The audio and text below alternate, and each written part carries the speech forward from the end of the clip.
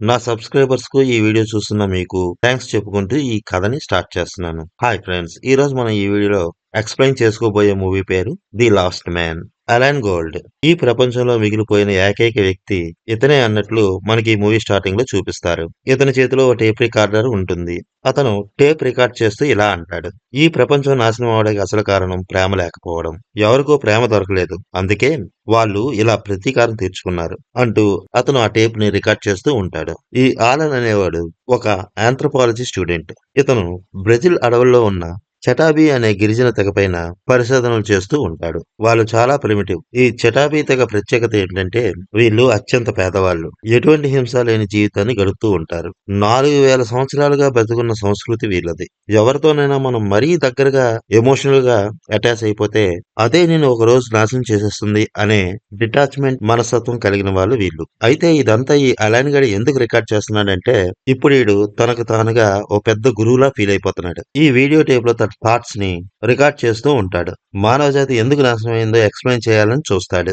ఇప్పుడు వీడు రికార్డ్ చేస్తున్న ఈ వీడియోని భవిష్యత్తులో జీవించబోయే ప్రజలు చూసి వాళ్ళు ఎడ్యుకేట్ అవుతారని వీడి ఉద్దేశం. ఇది ఇలా జరుగుతుండగా మనకి ఈ మూవీలో రెండో క్యారెక్టర్ ని ఇంట్రడ్యూస్ చేస్తారు. అదెవరో కాదు, ఈ మూవీ హీరోయిన్. ఈమె పేరు సారా. ఎప్పుడైతే ఈ సారా ఎంట్రీ ఇచ్చిందో మన ఆలిన్ గాడికి ఒంటరితనం పోతుంది. ఒకరోజు అడవిలో ఈ ఆలిన్ గాడు భయంతో వణుకుపోతున్న ఈ సారాని చూస్తాడు. ఈ సారా చాలా ఎమోషనల్. ఒంటరిగా అస్సలు ఉండలేదు. అంతేకాదు ఈ మెంటాలిటీ కూడా ఒక స్టెబిలిటీ ఉండదు. అటువంటి ఈమె మన ఆలిన్ గాడితో ఆ దేవుడే నన్ను ఇలా శిక్షించాడు అంటూ తన తల్లి, తన కుటుంబం ఎలా చనిపోయారు అనే విషయాన్ని మన ఆలిన్ గాడికి చెప్తుంది. వెంటనే మన ఆలిన్ గాడి తేరుకొని ఇది శిక్ష కాదు అంటూ ఆమెను ఓదారుస్తాడు. అలా వాళ్ళిద్దరి మధ్య కొంతసేపు మాటలు సాగిన తర్వాత ఆలిన్ సారాల మధ్యన చాలా మంచి బాండింగ్ ఏర్పడుతుంది. చక్కగా మాట్లాడుకుంటూ నవ్వుకుంటూ ఒకరికొకరు చాలా దగ్గరైపోతారు. ప్రేమలో పడిపోతారు. ఇద్దరి మధ్యన శారీరక సంబంధం కూడా మొదలవుతుంది. అయితే ఈ ఆలన్ గారు చెప్తాడు, నేను చటాబీ తెగవారితో 6 సంవత్సరాల పాటు ఉన్నాను.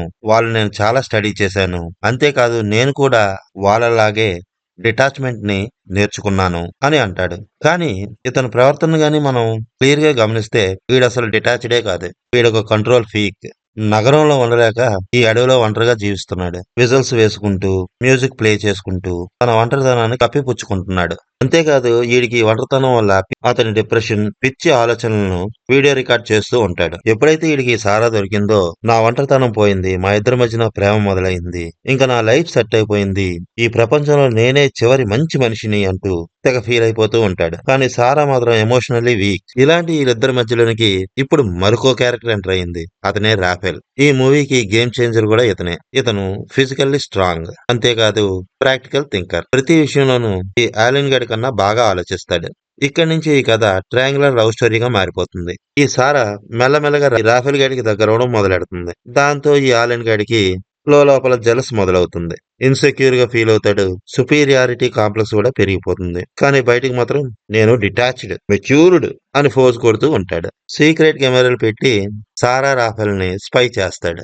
ఫిలాసఫీ పేరుతో వాళ్ళిద్దరిని జడ్జ్ చేస్తాడు. ఇక్కడే మనకి ఈ మూవీలోని అసలు థీమ్ బయటపడుతుంది. అదేంటంటే చదువు, తత్వం ఉన్నవాడు కూడా మానసికంగా మాత్రం ప్రమాదకరంగా మారచ్చు అని. అయితే ఈ సారాని రాఫెల్ ని వీడు సీక్రెట్ గా స్పై చేస్తున్నాడు అనే విషయం వీరిద్దరికి తెలిసిపోతుంది. ఆలన్ గారు సీక్రెట్ గా తీసిన ఆ వీడియోలు, టేప్స్ వీళ్ళిద్దరూ చూసేస్తారు. అప్పుడే వీళ్ళిద్దరికి ఆ ఆలన్ గడి అసలు స్వరూపం ఏంటో అర్థమవుతుంది. వెంటనే వీళ్ళిద్దరూ ఆలన్ గడిని నిలదీస్తారు. అయితే ఇక్కడ ఆలన్ గడి మాత్రం తిరిగి వీళ్ళతోనే వాదిస్తాడు. వాడు చేసిన తప్పని అస్సలు ఒప్పుకోడు.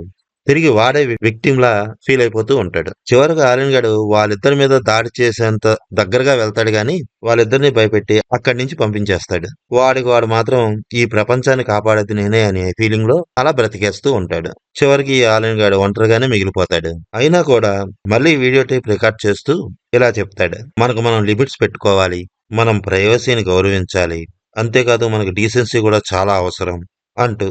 అయితే ఈ మూవీ చూస్తున్న ఆడియన్స్ మాత్రం క్లియర్ గా అర్థమవుతుంది, ఈ ఆలన్ గడికి ప్రపంచం మొత్తం అంతమైనా వీడి అహంకారం మాత్రం ఇంకా బ్రతికే ఉందని.